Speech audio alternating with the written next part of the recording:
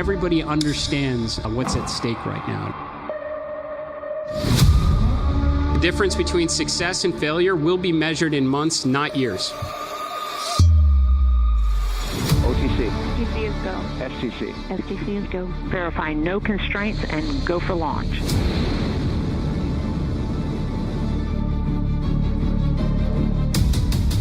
We will explore the frontiers of space and push the boundaries of what's possible. LPs go. RTDs go. This is what it takes. We're going to get the job done.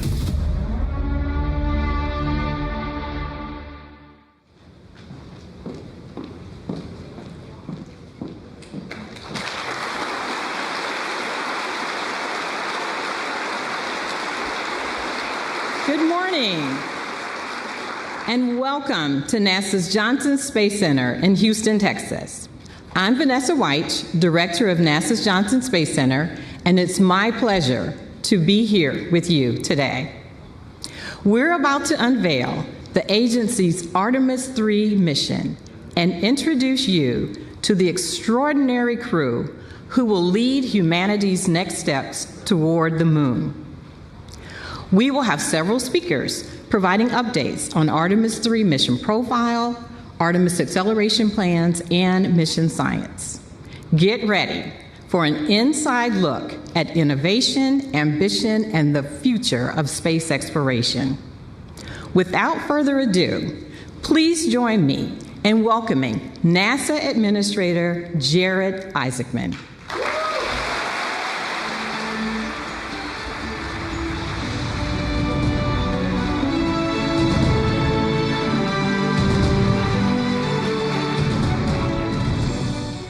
Thank you, Vanessa.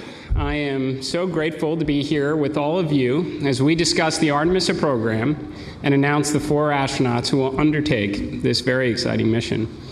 I want to take a moment to acknowledge the leadership of President Donald Trump, the incredible bipartisan support from Congress, our international partners, including the European Space Agency Director, General Josef Aschbacher, Italian Consul General Mauro Lorenzi, and the talent across all NASA centers and the most technologically advanced aerospace industry in the world. All of you are contributing meaningfully to this undertaking and helping us achieve what is such a daring and inspiring and world-changing endeavor. We are returning to the moon. A grand adventure back to the lunar surface to build a moon base, and to do so for all of its scientific, its economic potential, and to master the skills for where we will inevitably go next. The incredible crew of Artemis II was just the beginning, and they did an absolutely outstanding job. As a test mission, they were the first to launch on the SLS rocket and test the Orion spacecraft. Reed Wiseman, Victor Glover, Christina Koch, and Jeremy Hansen showed us the moon again, and they showed us the Earth again. They helped reinvigorate the world's interest in space exploration. And now, just as Mercury, Gemini, and Apollo crews that came before them, Artemis II will pass along all they have learned and hand the torch to Artemis III. Over the next year, they will train for their mission, ensure the lessons learned from the prior crew are implemented, and assist in the development of the landers and operational procedures that will be necessary for their colleagues on future Artemis missions. Artemis III will be an extraordinary demonstration of what is possible when the greatest aerospace companies across the United States, alongside our European partners, come together to showcase the technological might and ambition of the free world. When their training and development are complete, these 4 astronauts will strap into their spacecraft. You will witness the contributions of Boeing, United Launch Alliance, Lockheed Martin, Northrop Grumman, L3 Harris, and Airbus, and many others come together as the SLS rocket ignites the Artemis III crew and sends them into low Earth orbit.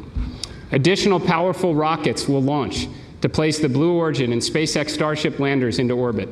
Throughout the duration of the Artemis III mission, these astronauts will continue to test the Orion spacecraft. They will rendezvous and dock with the Blue Origin lander, and then again with the SpaceX lander. Think about how many spacecraft, all of which will eventually carry human beings, will be in orbit at the same time. From Dragon, Shenzhou, Soyuz, possibly Starliner, Starship, and Blue Origin landers. This seems like the beginning of the future that we imagined as children. This seems like the very beginning of Earth's first Starfleet to me. Will we use Artemis III to get into the rhythm of multi-launch campaigns, test the interoperability across several systems while close to home?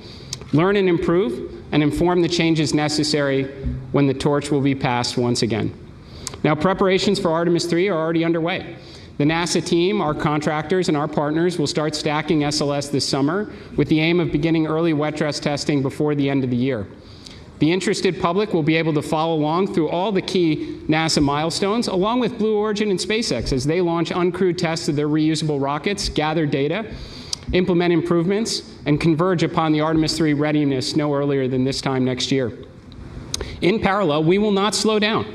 The expectation of your NASA should be that we can pursue and achieve many extraordinary objectives at once. In a matter of weeks, we will host another moon-based event. To set expectations, we plan to issue awards and provide updates routinely. In the not-too-distant future, we will be tuning in on the moon-based website, watching landers and rovers and moonfall hopper drones and other tech demonstrations and science payloads landing on a near-monthly basis as we practice the science of survival on the lunar surface. Alongside industry and our Artemis Accords partners, we will experiment with power, navigation, surface mobility, communications, and other critical systems as we learn what does and does not work in the extreme environment of the lunar South Pole. Now, coming up later this summer, America's next great exploration asset, the Nancy Grace Roman Space Telescope, will launch and venture out nearly 1 million miles into space with the aim of further unlocking the secrets of the universe. And there are further big science missions like Near-Earth Object Surveyor, Rosalind Franklin, and Dragonfly coming up on deck. Now, to realize the spacefaring future, we will work tirelessly to ignite an orbital and someday, perhaps even a lunar economy, working alongside industry to usher in the first commercial space stations. In the months ahead, we will invest in high-temperature materials, power conversion, radiators, advanced space structures, and assemble the first fission-powered interplanetary spacecraft. Before the end of 2028, we will launch the first mission of what should be many more to follow as SR-1 Freedom finally gets America underway on nuclear power in space and delivers the Skyfall payload to Mars. The X-59 team is already past the sound barrier, and we are well on our way to rebuilding the X-plane portfolio with greater investment in faster and higher capabilities as we aim to blur the line between in and out of atmospheric flight. As I've said many times, your NASA team will not sit on the sidelines and wait for all these exciting initiatives to be realized. We are embedding SMEs across the supply chain, doing the kind of engineering and building necessary to deliver the outcomes only NASA is capable of achieving. We can do this all while the Artemis III crew prepare for and undertake their important mission, while the rest of the astronaut corps plan for their missions ahead, including the vital work on the International Space Station. The NASA astronauts, alongside our international partners and tens of thousands of the best and brightest across the agency and industry, are ushering in the golden age of discovery. They are carrying forward the hopes and dreams of the next generation, just as the Apollo astronauts did for so many of us.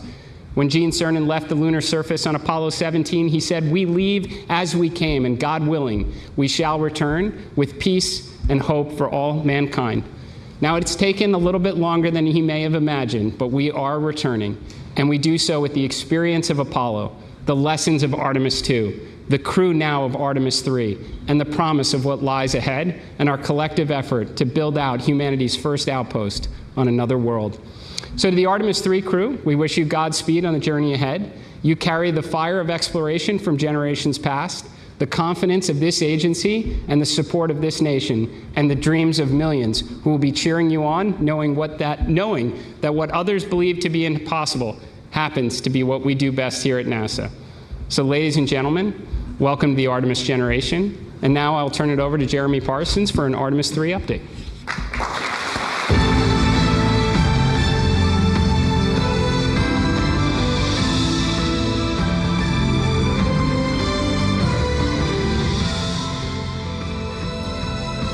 Good morning. It's great to be here with you and to be part of the excitement as we progress forward towards Artemis III and our future missions to the lunar surface. Since adding the Artemis III test flight before our first crewed moon landing, our team is focused on developing the mission to test about as much as we can how we operate with our commercial partners across systems, teams, software, and hardware in the entirely difficult environment of space. We want to do this in Earth's orbit before we return to the moon and establish an enduring presence there. We demonstrated to the world during Artemis II that we can fly our astronauts around the moon and bring them home safely. The mission gave us insight into performance across all of our systems, how our teams operate together with crew in the deep space environment, thousands of miles from home. That is why we do test flights. We learned. We found things we needed to improve, and our teams are already hard at work solving those issues to make Orion even more capable. Across the Artemis II campaign, one of the biggest things we demonstrated is that testing like we fly puts us in the best position for success. Artemis III is an opportunity to take those lessons and apply them. It enables us to test in space how we will fly on future missions. As the first crewed Artemis mission with commercial spacecraft, this test flight will enable us to prove we can carry out highly choreographed operations with our partners across hardware, interfaces, software, propulsion systems, and life support elements, with crew in the high-stakes space environment. Are we able to launch in sequence with our partners across multiple launch pads and meet up at precise points in space? How do our spacecraft designed and built across NASA and different partners operate together in an integrated way in an unforgiving environment? We will learn how to fly these new spacecraft with new software, new life support systems. Every aspect of Artemis III will give us insight into how to refine our plans for Artemis IV and beyond and buy down risk. The mission, together with the uncrewed lander demonstrations to the moon, is specifically designed and targeted to the most significant risk for a lunar landing. We have many partners involved in making Artemis III successful, and while we recognize there are questions about how Blue Origin's recent anomaly impacts our plans, setbacks are a learning opportunity. We are confident that New Glenn will be ready for Artemis III, together with Blue Origin, but NASA is stepping in and bringing all of our expertise and capabilities to bear. We are working hand in hand with them to meet our commitments to return our nation to the moon. Let me assure you, NASA is taking an active role with all of our partners, contractors, and vendors to help solve the problems that are here today and ensure the right outcomes are achieved.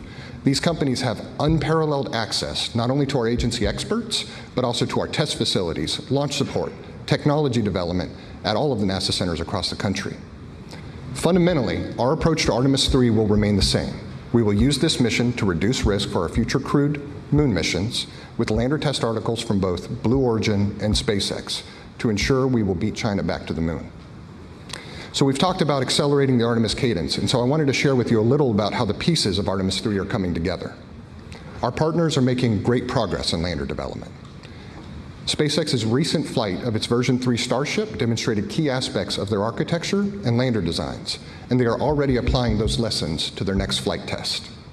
Blue Origin's Mark I lander recently completed vacuum testing here at Johnson Space Center. We have a training cabin that's been set up. Astronauts are actively working through that training. The Orion Crew Module and its European-built service module are on track to be integrated together this summer, including the new docking system, which will fly for the first time on Artemis III. Our improved heat shield has been fully inspected and is ready to be installed. We are going to bring updated communication technologies to our missions, including adding optical communication to the spacecraft to improve our data exchange between Orion and the ground. We expect that to enhance what the public can see during the mission. SLS core stage processing is well underway inside the Vehicle Assembly Building at Kennedy Space Center. It arrived there in April, and teams have already mated the 2 segments of the core stage and will install the 4 RS-25 engines later this summer. Design and fabrication of a spacer that will replace the upper stage on Artemis III, because we're flying in low Earth orbit, is already in fabrication at NASA's Marshall Space Flight Center in Alabama.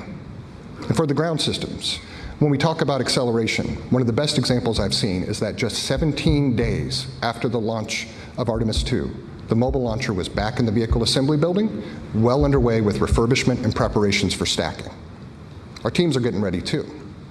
The launch team at Kennedy Space Center began conducting launch countdown simulations in May, which include practicing procedures to load propellant into SLS, as well as for launch countdown.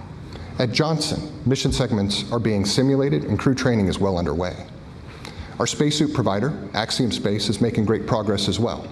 We have suit testing ongoing regularly at the Neutral Buoyancy Lab down the road here in Houston. Pressure garments worn under the suit are fully assembled and undergoing testing, and the components of the suit's primary life support system are in hand and being integrated. We are going to fly the spacesuit aboard the International Space Station to check it out in 2027, and we will perform hardware interface checkouts on at least 1 lander in a spacesuit during Artemis III. Again, this is an area where NASA is taking an active hand. We want to accelerate these deliveries, this hardware, and we're embedding NASA engineers across the board with Axiom and with partners in order to yank schedules to the left. All of this culminates in a mission where for Artemis III, the hardware is real, and we are going to begin stacking SLS rocket hardware this summer. This fall, we plan to roll out a shortened SLS stack with Orion on top. We want to test improved cryogenic seals and put our launch team through their paces, keep the training proficiency up. With an increased mission cadence, we're bringing everything we can to ramp up production and drive supply chain improvements across the key components of Artemis and across the United States. We are also moving aggressively to implement modifications to Orion that enable a broader range of lunar missions after Artemis III. This includes looking how Orion can rendezvous in Earth orbit with Starship and use that ship to push Orion to a lunar orbit. So I shared where the hardware is, but let me talk a little bit more about what we expect Artemis III to look like. Artemis III is an incredibly exciting, complicated, and highly coordinated multi-launch campaign. It's going to happen in a short period of time with 3 of the world's most powerful rockets. It will begin with the launch of Blue Origin's lander test article, which can loiter up into space for up to 90 days. This gives us flexibility to launch our crew of 4 in Orion on the powerful Space Launch System launched from Kennedy Space Center in Florida. The crew will fly their journey in low Earth orbit on a circular trajectory around Earth. Orion and the Blue Origin lander design will rendezvous in space, spending about 2 days in docked operations, conducting test technology demonstrations, including inside of Blue Origin spacecraft. More importantly, we intend to dock, perform integrated stack control, have crew cross the hatch, operate the lander, and get critical test of the life support systems that can only be done in space. This gives our teams key information on systems the lunar lander crew will depend on in an environment close to home versus 4+ days away around the moon. After docked operations, Orion will detach and await Starship. SpaceX's Starship lander test article will launch and meet up with Orion and our crew. Orion and Starship will dock, be connected together for about a day before the crew transitions to preparations for returning home, splashing down in the Pacific Ocean to a waiting recovery team made up of the US Navy and NASA. In total, we expect the mission to last around 2 weeks. This mission is deliberately designed to take calculated risks so that future crews will be safer and ultimately successful when we put boots on the lunar surface. The complexity of our integrated operations across multiple launches, spacecraft, rendezvous, docking is greater in many ways than Artemis II. NASA, together with our partners, thrives in these challenging situations. Each of us are coming together for success. Human spaceflight is not for those who want to chart an easy course, but every decision we make about Artemis III will be informed about how it can help us ensure our mission success for the lunar surface. Artemis II reminded the world what we can do when we move together with clarity, discipline, and shared purpose. What the world saw was a successful mission. What we saw behind the scenes was years of coordination, planning, testing, problem solving, and collaboration with industry partners and government organizations. We are going to apply that same focus for Artemis III, and our teams are ready. To our crew, thank you for taking on this responsibility to train and fly for Artemis III. You have our commitment that we will do everything possible to keep you safe as you enable us to push the boundaries of space exploration. I'll now turn things over to John Caloris of Blue Origin.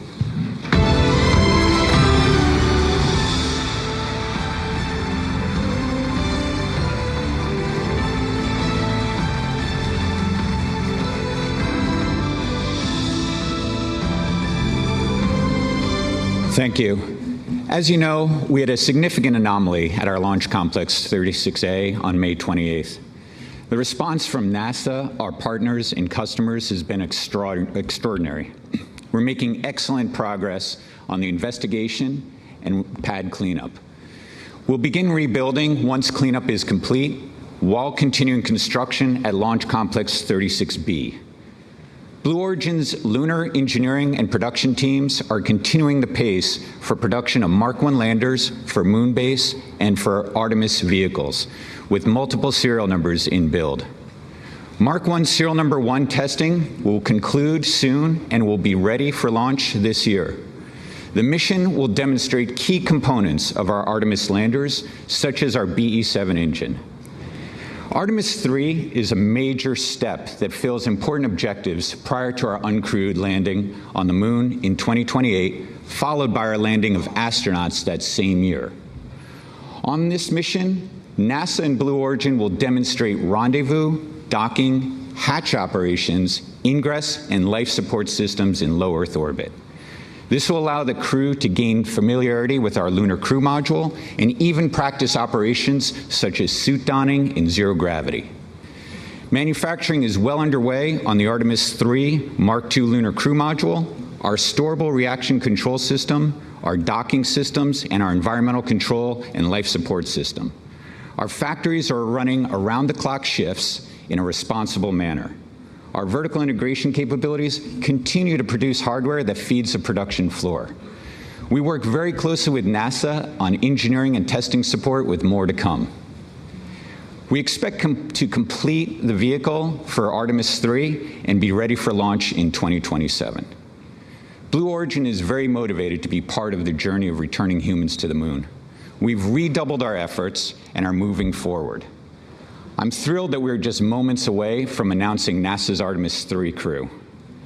I'd like to also say that the moon is the 8th continent, and we will measure ourselves not only by our successes, but how we respond to setbacks. With that, I'd like to introduce my friend Jessica Jensen from SpaceX.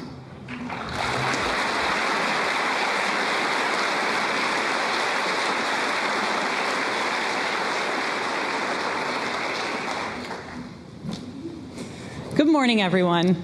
I'm Jessica Jensen, and on behalf of SpaceX, I want to first say early congratulations to the astronauts who will get to fly on this awesome mission next year. And thank you for the critical role you're about to play in pushing humanity forward. I also want to say that SpaceX is incredibly honored, as always, to continue to be a part of NASA's most critical missions as we all work together to establish a permanent human presence on the moon. I'm here today to give an update on Starship's development towards Artemis III and Artemis IV.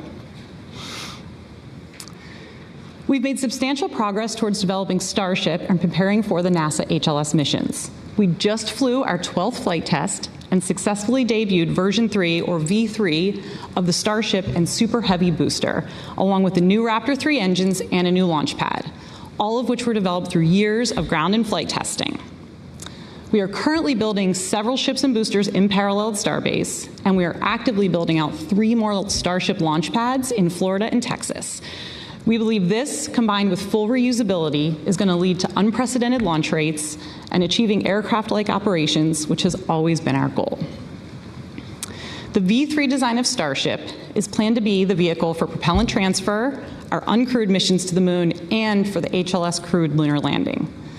Our HLS design and operations leverage years of proven experience from our NASA crew and cargo missions to the space station, from our high flight rate on Falcon 9, which is currently once every 2.5 days, and from reusability of Falcon fairings and boosters. Additionally, the docking hardware we're using for HLS is nearly identical to what we use currently on Dragon, and many of the rendezvous and proximity sensors that we're going to use for prop transfer and HLS have been flying on Dragon missions for many years. We're also actively building our first flight fidelity Starship HLS cabin at Starbase. The primary structure is assembled and prepared to be outfitted with key functional systems like avionics, power, life support systems, and more to come in the next few months. Later this year, we are targeting our in-space ship-to-ship propellant transfer demonstration. This is a core technology that will enable Starship to land humans and massive amounts of cargo on the moon. Then next year, we'll support Artemis III and the planned rendezvous and docking with Orion in low Earth orbit. For that mission, we're going to be using a V3 vehicle off the line with an added docking adapter. We are also marching towards our V3 Starship uncrewed lunar landing. This is another HLS milestone that will further demonstrate propellant aggregation in space and also a safe and autonomous landing on the surface of the moon. Then looking ahead to Artemis IV, we're continuing to develop all the crewed systems and certification necessary for the safe landing and return of astronauts to Orion. We have an updated plan with NASA that includes docking Starship with Orion in Earth orbit instead of NRHO, and then we use Starship to actually do the translunar injection with Orion attached. Then it will send them both to low lunar orbit before the landing. This approach improves crew safety by first conducting the critical docking event in Earth orbit, just like we're going to practice in Artemis III, and the crew can also abort off the lunar surface nearly any time versus waiting up to days from NRHO. In addition to improving crew safety, these new Artemis IV orbits also significantly lower the amount of propellant Starship needs to aggregate in space, since we now just have a more direct route to the moon. And this lowers schedule risk overall. We're incredibly excited to help return humans to the moon once again, and this time to stay. Thank you.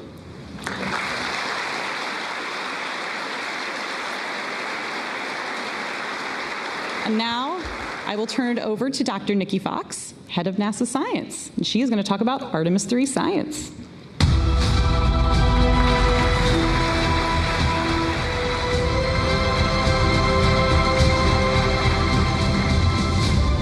Thank you so much, Jessica.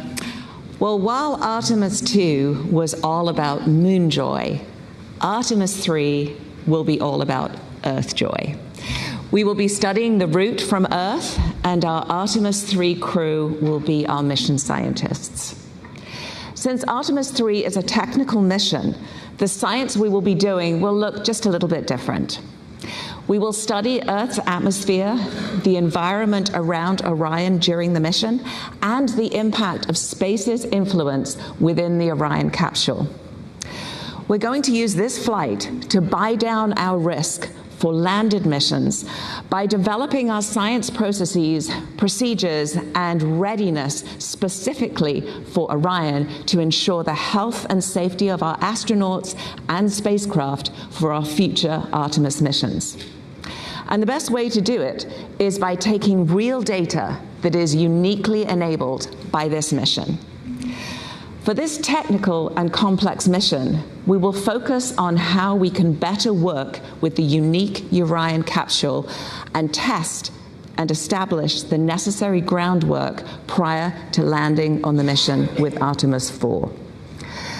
With Artemis III, we will initiate the preparation phase of packing our interplanetary survival guide with the necessary knowledge, equipment, and roadmap needed to plant astronaut boots back on the lunar surface to stay. Think of it this way.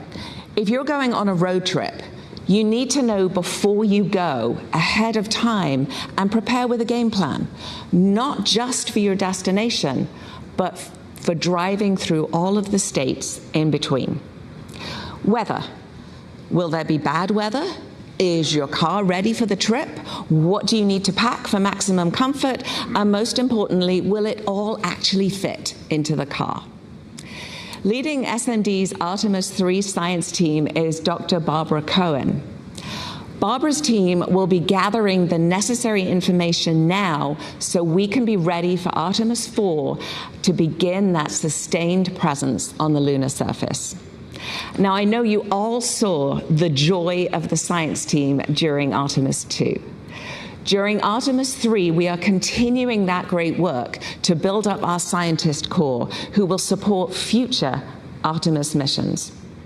By nailing down our processes now, we will be ready to hit the lunar surface running, saving time and space on Orion, and above all, squeezing out every drop of the critical science opportunities we have before us to make future missions a success. They will be collecting unique science that cannot be done elsewhere. Now, one way we'll be doing this is we'll be doing an observation campaign of the dynamic phenomena on the Earth, on our sun, and around the environment in space from Orion by using the processes that we developed for Artemis II.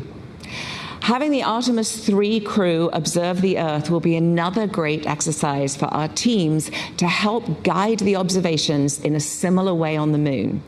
These methods were adapted from the crew Earth observations proven already aboard the International Space Station. We will be focused particularly on understanding our Earth's atmosphere and the space environment in and around Orion through their observations.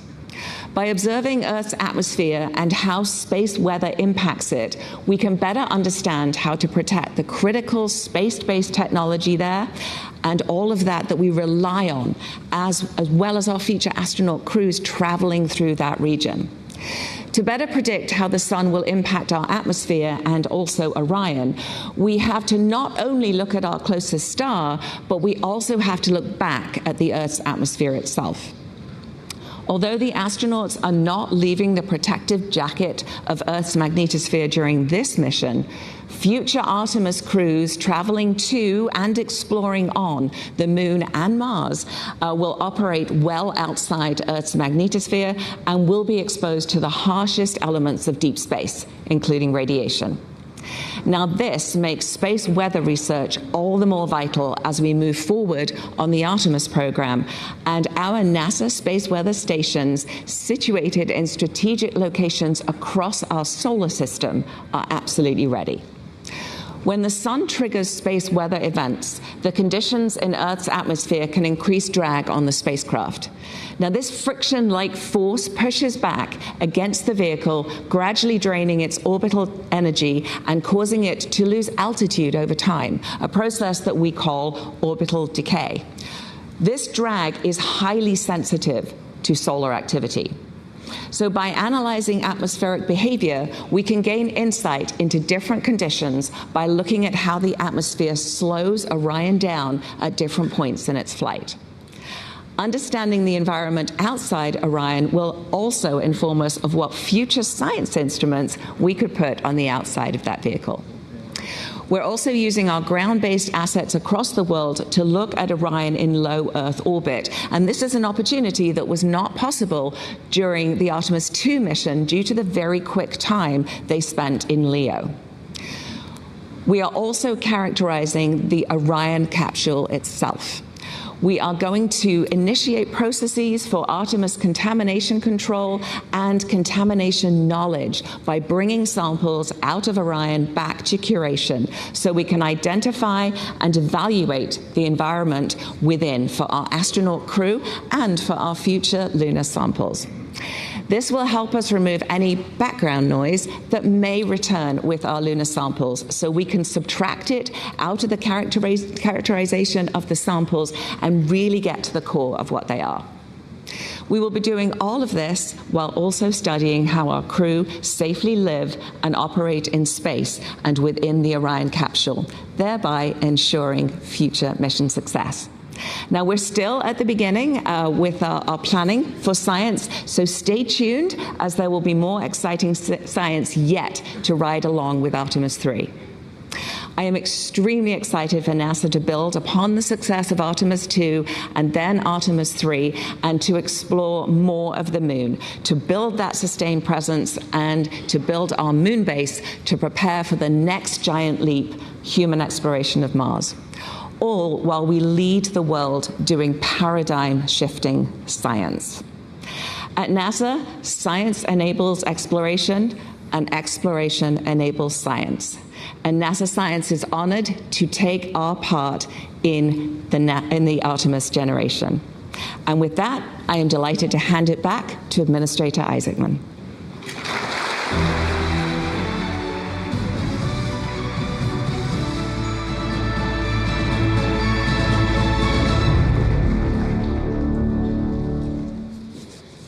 Okay. So you want to find out who the astronauts are? All right. Well, thank you, Jeremy, John, Jessica, and Nikki for providing these incredible updates. Now, before we proceed, I would like to invite Vanessa, our center director here, to please join me on the stage. I'd also like our deputy administrator, Matt Anderson, if you could join us, our associate administrator, Amit Thrishia, director general of the European Space Agency, Josef Aschbacher, and Lori Glaze, who's going to lead our human spaceflight efforts, Norm Knight, our flight operations director, and Scott Tingle, our chief astronaut. If you would, please join us on the stage.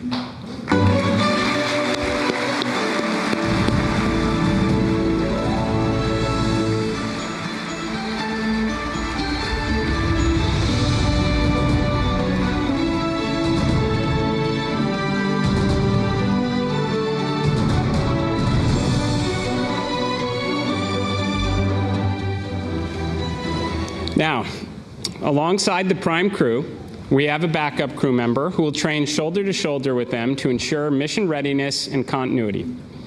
Test pilot Air Force colonel, and former SpaceX Crew 4 pilot, stands ready to join the team if necessary, Artemis III backup crew member, Bob Hines.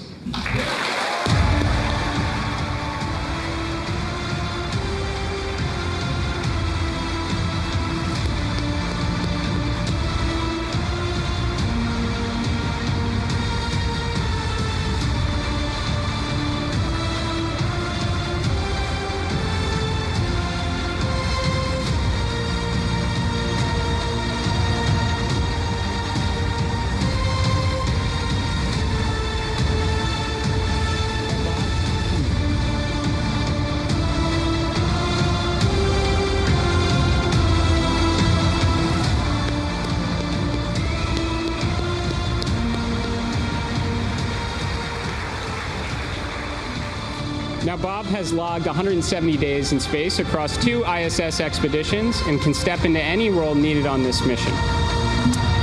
Now, moving on to our mission specialist for Artemis III, test engineer and Coast Guard Reserve Commander, making his first space flight, mission specialist Andre Douglas.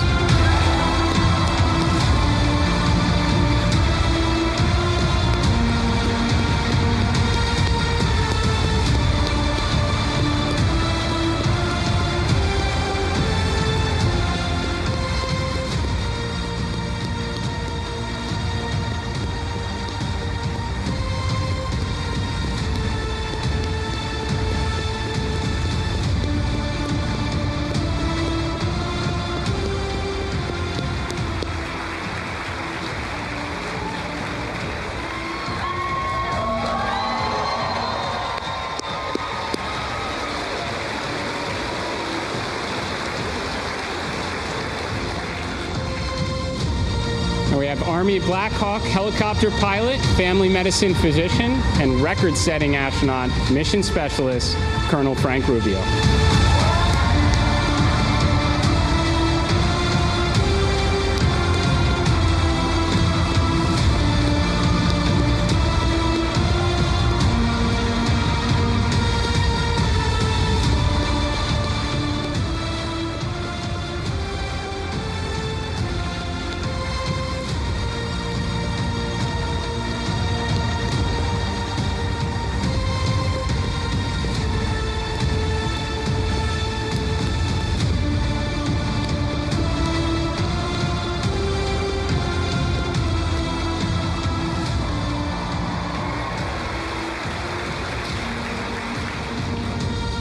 Now on to our pilot, 2-time flyer, ESA astronaut, the first Italian space station commander, an Italian Air Force colonel and test pilot, Luca Parmitano.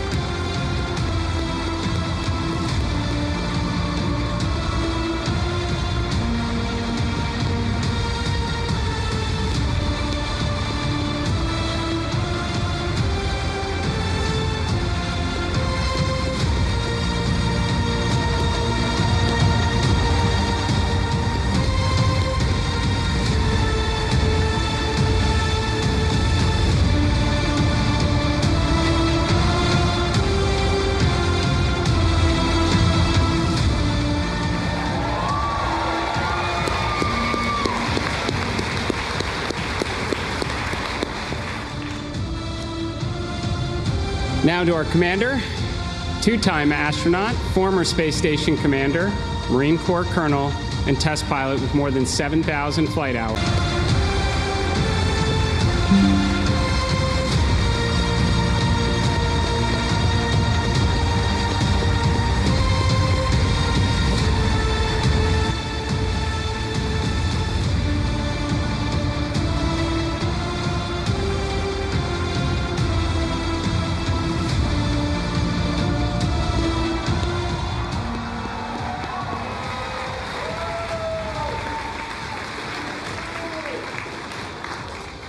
All right, let's give it one more round of applause for your Artemis III prime crew.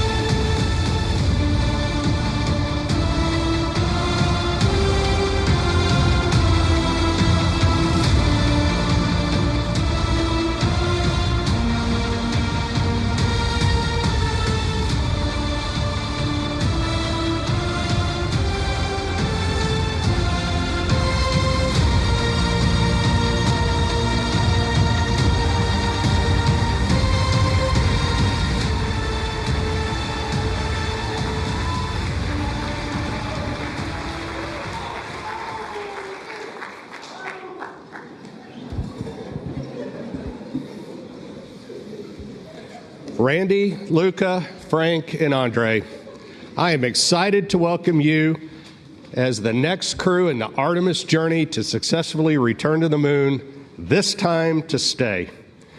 This mission will be one of the most complex that NASA has undertaken, and we are counting on your courage and your dedication in fulfilling this critical role.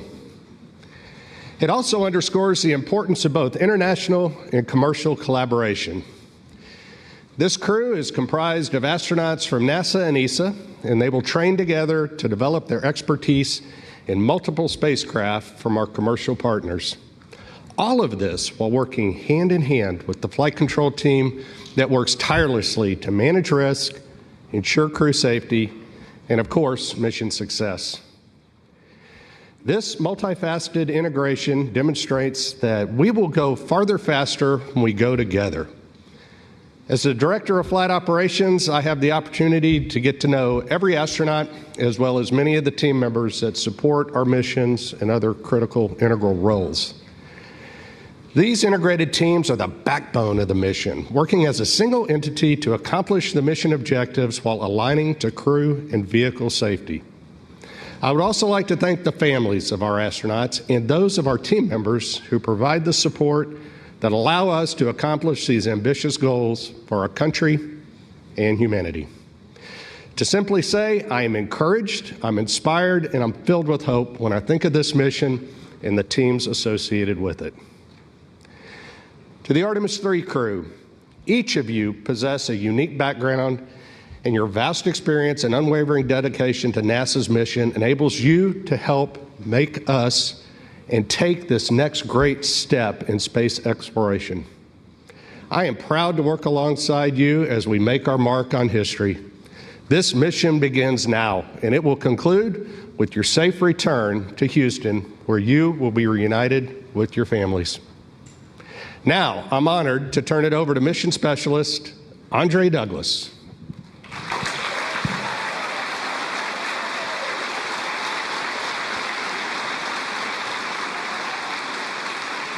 Wow, what an amazing day it is today. My brain, it is going a mile a minute right now, but my heart, it is so warm.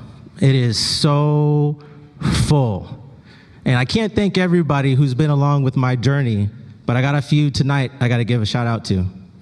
So Mom, thank you so much for believing in me,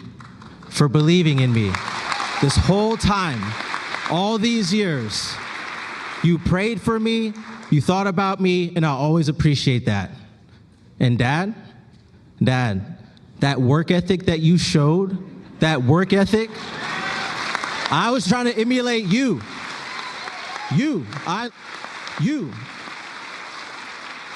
Thank you so much. Oh, by the way, happy early Father's Day.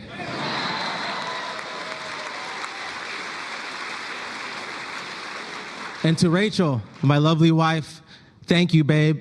The support you've given is unwavering. It has been a lot. What a journey. I'm so glad you're on this journey with us. It's just amazing. You're amazing. Couldn't have done it without you. I love you so much.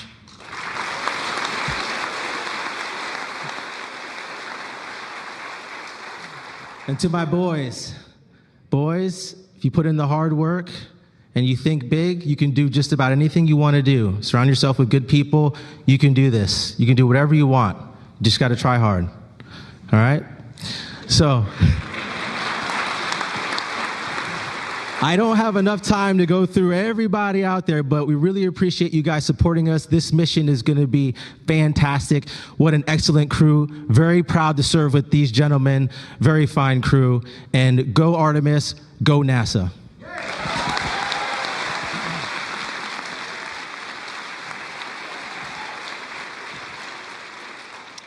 Thanks, Trey.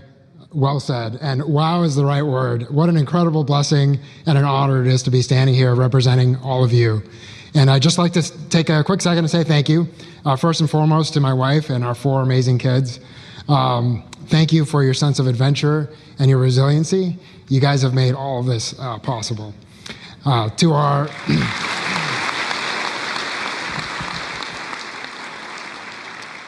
To our community of friends and family who've always been there when we most needed them, we've called upon them many times and they've always stepped up. So thank you guys. You know who you are. And then last but absolutely not least is to the NASA team, NASA community, to our leadership, to our engineers, our flight controllers, our flight directors. You guys are the ones that make this happen. So thank you. And last, but definitely not least, is to our peers, CB, and all the support staff that we have. We look forward to representing you guys and to helping take the next step so that we can watch you guys continue to make history. So thank you, and go Artemis III.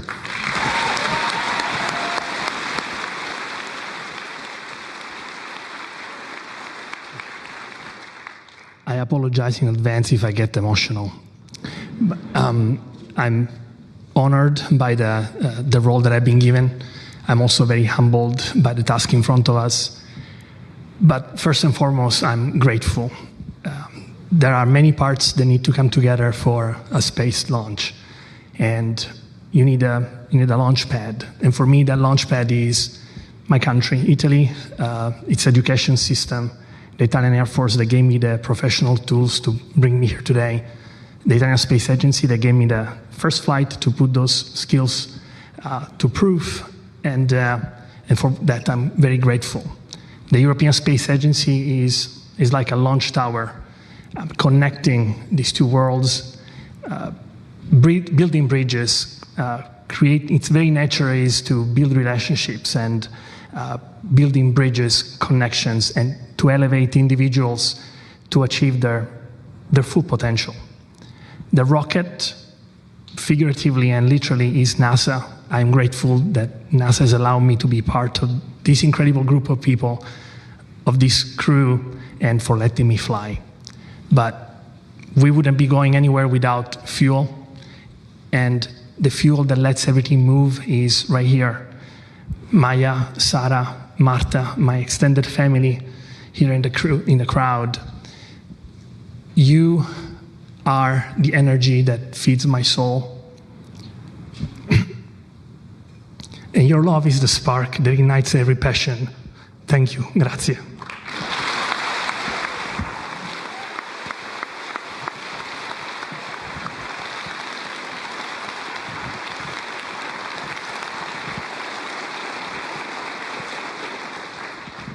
I'll echo the amazing words of my colleagues. Wow. It is an honor and a blessing to be a part of such a stellar crew. I must also say thanks to our spouses and our families. Without their support and sacrifice, we would not be standing up here before you right now. To my wife, Rebecca, your love of my life, my rock, thank you. And it's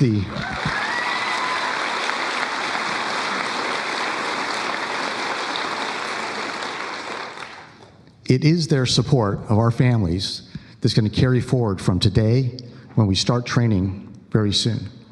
Carry us all the way to when we launch off Earth until we are returned to them safely after splashdown back here on planet Earth.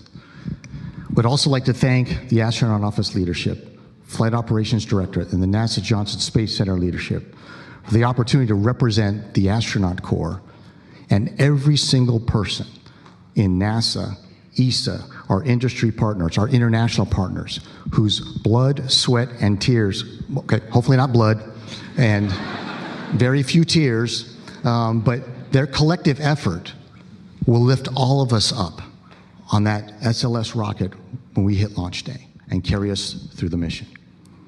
We'd also like to thank NASA leadership and our ESA leadership for the opportunity to represent all of humanity from this spaceship Earth that we will carry forward into the Artemis, as we execute this Artemis mission, extending human spaceflight into the future and exploring the cosmos.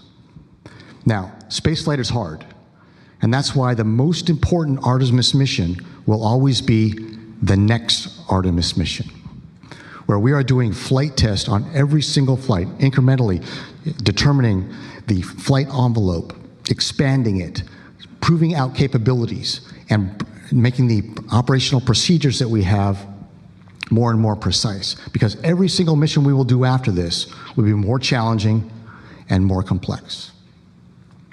We are certainly humbled as a crew to be able to be your crew that executes this Artemis III mission in space, being that unifying link between the phenomenal Artemis II mission we just had 2 months ago and the Artemis IV mission that will follow ours, where we will again be the first to land humans on another celestial body, that celestial body being our neighbor in the sky at night, the moon. Thank you.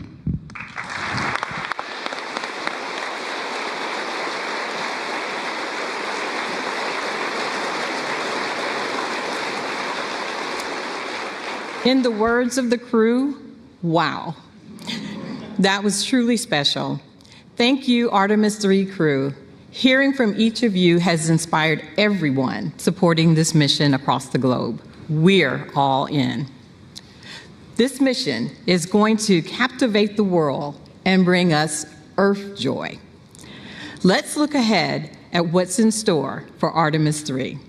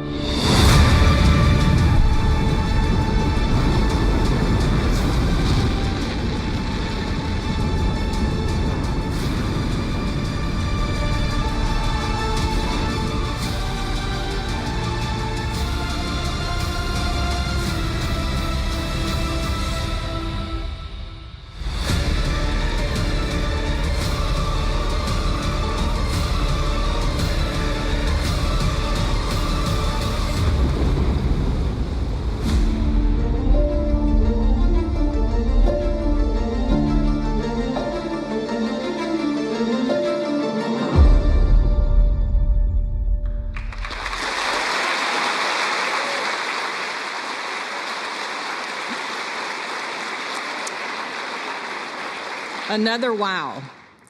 Artemis brings us together, uniting partners from around the world in pursuit of a common goal. With that spirit of global collaboration, I would now like to invite ESA Director General Josef Aschbacher back on stage for a few remarks.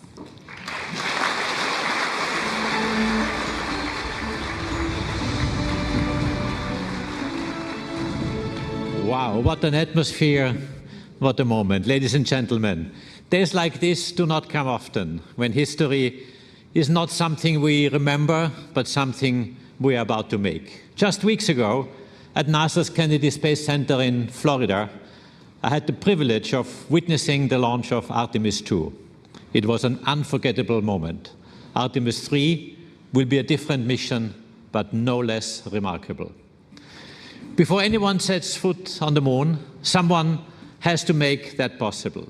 That responsibility now rests first and foremost with NASA, but also with the crew we are honoring today. The crew will test what has never been tested at this level. You will take a system of extraordinary complexity and make it work as one. In many ways, you are unlocking the lunar landing itself. And for us at ESA, there is real pride in knowing that alongside the NASA commander, a European astronaut will also be at the controls of this mission. ESA and NASA do more than cooperate. We build dreams and spacecraft together. The European Service Module carries Orion forward into orbit to the moon. Shared ambition made tangible in hardware. And on Artemis III, our partnership is in the capsule as well. It's Luca, a test pilot by training, With 2 missions to space, a commander of the International Space Station, he has seen spaceflight from every angle that matters. Colonel in the Italian Air Force, combat ready, qualified, highly decorated, a proud father of 2 daughters. And he has been tested. During a spacewalk early in his career, his helmet began to fill with water, a dangerous situation by any standard. He handled it with calm and clarity and brought himself back safely. That tells you more about an astronaut than any CV ever could.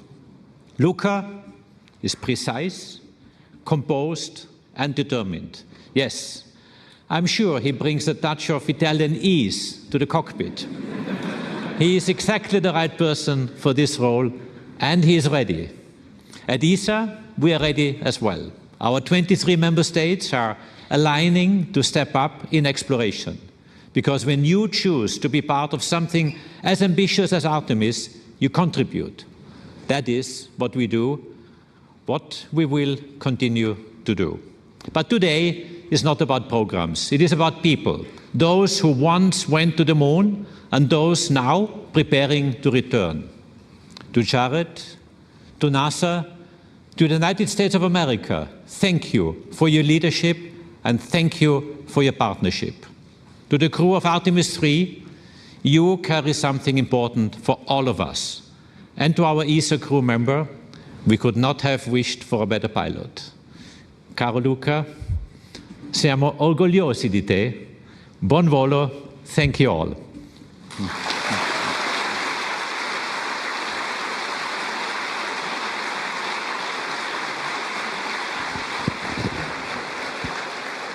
Thank you, ESA Director General Aschbacher. Let's now take a look at some special messages recorded by Senator Ted Cruz, Chairman of the Commerce, Science, and Transportation Committee, and Representative Brian Babin, Chairman of the House Science, Space, and Technology Committee. Congratulations on being chosen for the Artemis III mission. It's a big damn deal. Following the extraordinary success of Artemis II, America has entered a bold new era of space exploration and discovery. Under the leadership of Administrator Jared Isaacman, NASA is paving the way for humanity's return to the moon and beyond. As the chairman of the Senate Commerce Committee, I've been proud to author or co-author nearly every major piece of space legislation in the last 14 years. I've led the fight to advance the NASA Authorization Act and secured landmark investments in the Working Families Tax Cut Act to ensure the future of Artemis is bright, robust, and enduring. Now this crew, each of you, will turn those investments into reality. At a time of growing competition with China in space, this mission will strengthen America's leadership, expand our economy, and help secure a lasting American lunar presence. When America commits to a mission, we lead and we succeed. You will make our nation proud. Thank you for your commitment to this great nation's space program, and may God continue to bless the United States of America. Hi, everybody. Congressman Brian Babin. Congratulations to the Artemis III crew. Following the successful mission of Artemis II, your selection marks another historic milestone in America's return to deep space. Each Artemis mission builds upon the last one, and the mission ahead is a critical next step as we prepare to return humans to the lunar surface and lay the foundation for a sustained presence on the moon alongside our international partners. You're carrying forward a very proud tradition of exploration that stretches from Mercury on to Apollo and now to Artemis. Through your dedication, courage, and service, you will help open a new chapter in humanity's journey beyond Earth. As you begin preparing for this mission, please know that you have the support of the American people. We will be praying for your training, for your families, and for your success in the months ahead. I am deeply honored to play a small part in supporting America's space program. I'm very proud of each of you for answering the call to explore. May your mission inspire future generations to dream boldly, to dare greatly, and to carry the spirit of discovery farther than ever before. God bless you. Thank you.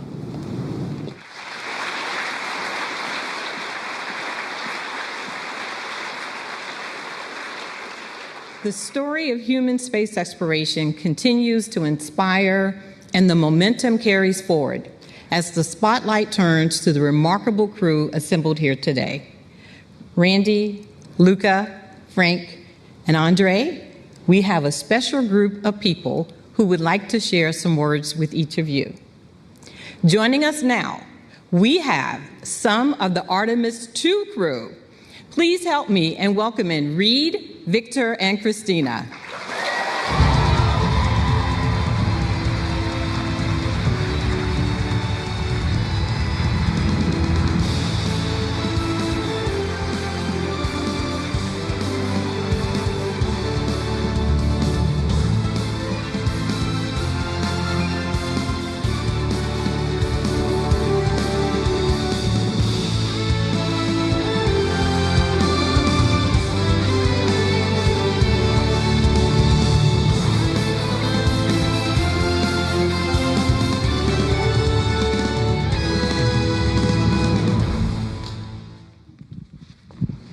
Comrade Randy, Luca, Frank, our backup, Andre, Douglas. So good to see your family out there. So good to see all the families. On behalf of myself, Christina, Victor, and we all know Jeremy wishes he was going to be here today, that he could be here.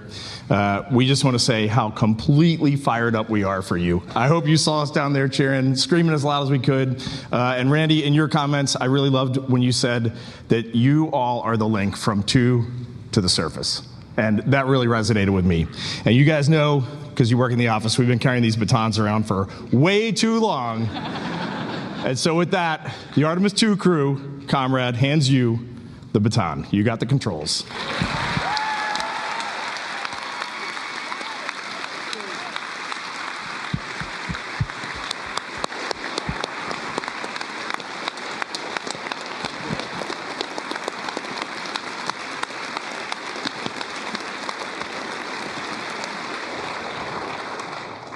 I know all of us are very touched by the thoughtful symbolism of the passing of the baton. But I think now, after your mission, you're passing us something far greater. The world watched your mission. And over the course of those 10 days, we saw how you inspired people worldwide.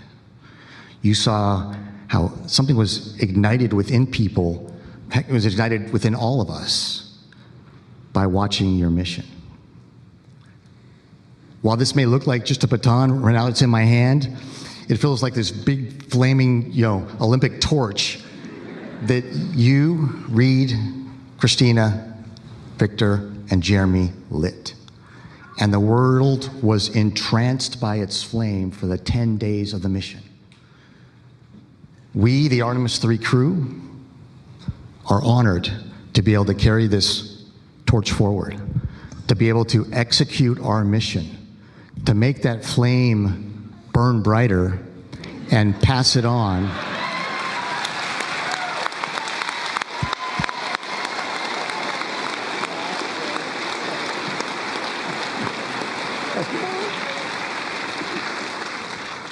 And be able to pass that flame on to the next crew that's out here. And so it is our distinct honor and privilege, and echoing the immortal words of Apollo 11's Michael Collins, to be carrying the fire through the next Artemis mission. Thank you.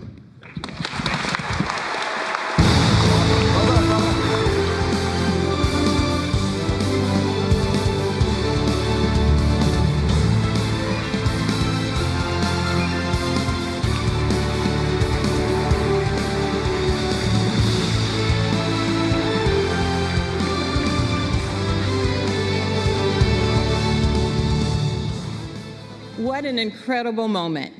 As we wrap up today's announcement, I'd like to thank our amazing speakers and our esteemed guests, and most of all, our Artemis III crew, Randy, Luca, Frank, and Andre.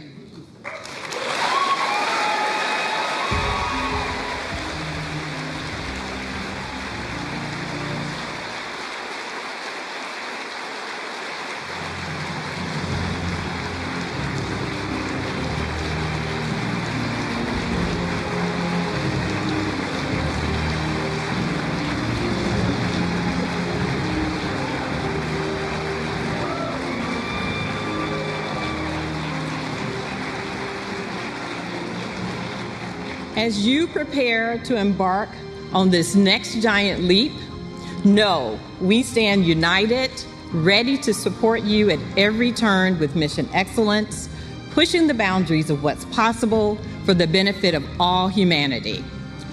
Let's give one final round of applause for our crew.